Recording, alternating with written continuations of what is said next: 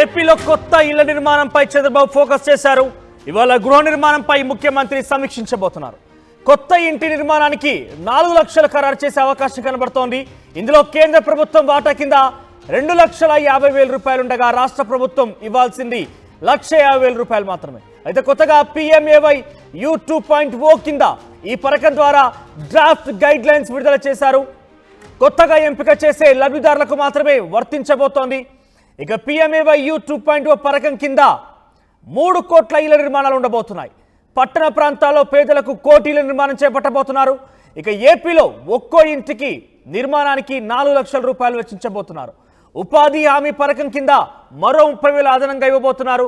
So మొత్తం మీద ఇళ్ల నిర్మాణంపై చంద్రబాబు సర్కార్ ఫోకస్ చేసింది.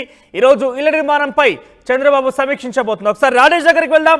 మా ప్రతినిధి రాజేష్ జాయిన్ అవుతున్నారు. ఎస్ రాజేష్, సో ఏంటి కొత్త ఇళ్ల నిర్మాణానికి సంబంధించి చంద్రబాబు ఎటువంటి నిర్ణయం తీసుకునే అవకాశం ఉంది?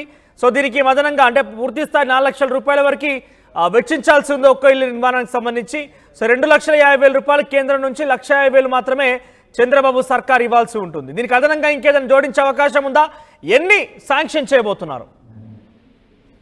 ప్రధానమంత్రి ఆవాస్ యోజన పథకం కింద కొత్త విధి విధానాలు కేంద్ర ప్రభుత్వం ప్రకటించింది. దానిలో భాగంగానే ప్రతి గృహానికి సంబంధించినటువంటి పేదల ఇళ్లకు సంబంధించిన 4 లక్షల రూపాయల వరకు ఖర్చు అవుతుంటే దాంట్లో కేంద్ర వాటా 2.5 లక్షల వరకు ఇవ్వడంతో పాటు రాష్ట్ర వాటా 1,50,000 రూపాయలు ఇస్తూ మొత్తం 4 లక్షల రూపాయల వరకు లబ్ధిదారులకు ఇవ్వబోతూ ఉన్నారు. పూర్తిగా ఇంటి నిర్మాణానికి సంబంధించిన అంశంలో ప్రభుత్వం పూర్తిగా సహకారం ఇవ్వాలని అటు కేంద్ర రాష్ట్ర ప్రభుత్వాలు భావించే నేపథ్యంలో ఆంధ్రప్రదేశ్ లో గత 5 ఏళ్లుగా 30 లక్షల ఇళ్ల స్థలాలు ఇచ్చామని అప్పటి ప్రభుత్వం చెప్తుంది. కానీ కేవలం 20 లక్షల మంది మాత్రం ఇచ్చారు. దాంట్లో 30 లక్షలు ఇల్లు కడుతున్నామని చెప్పారు. కానీ 30 లక్షలు కాదు, కేవలం 5 ఏళ్ల కాలంలో 6 లక్షలు మాత్రం ఇల్లు కట్టారనేది కూటమి నేతలు చెబుతున్న నేపథ్యంలో గతంలో కేటాయించినటువంటి స్థలాలతో పాటు గతంలో ఎన్ని ఇళ్లు నిర్మాణం చేశారు, ఇంకా ఏ నిర్మాణ దశలో ఉన్నాయి, వీటన్నిటికి సంబంధించిన అంశం మీద ఈ రోజు ముఖ్యమంత్రి చంద్రబాబు పూర్తి స్థాయి సమీక్షా సమావేశం నిర్వహించబోతున్నారు. ఒకవైపున కేంద్రం కూడా కొత్త విధి విధానాలు ప్రధానమంత్రి ఆవాస్ యోజన కింద ఇచ్చేటువంటి ఇళ్లకు సంబంధించి ఇచ్చే డబ్బులకు సంబంధించినటువంటి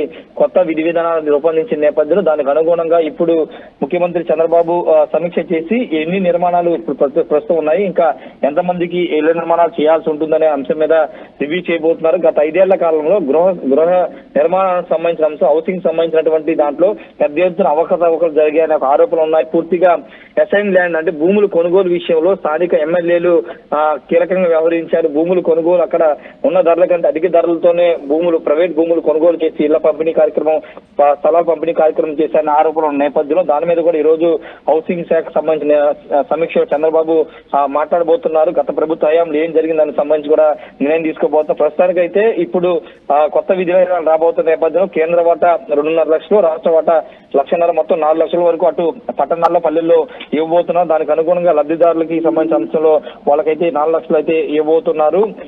దాదాపు 18.6 లక్షల గత ప్రభుత్వ హయాంలో చేశామని చెబుతున్న నేపథ్యంలో దానికి అనుగుణంగా ఇంకా పూర్తి స్థాయిలో గత ప్రభుత్వం నిజంగా వాస్తవ లెక్కలు చెప్పిందా, అసలు వాస్తవంగా గ్రౌండ్ రియాలిటీ ఎలా ఉంది అనే దానిపై ఈరోజు సమీక్ష సమావేశంలో నిర్ణయం తీసుకోబోతున్నారు.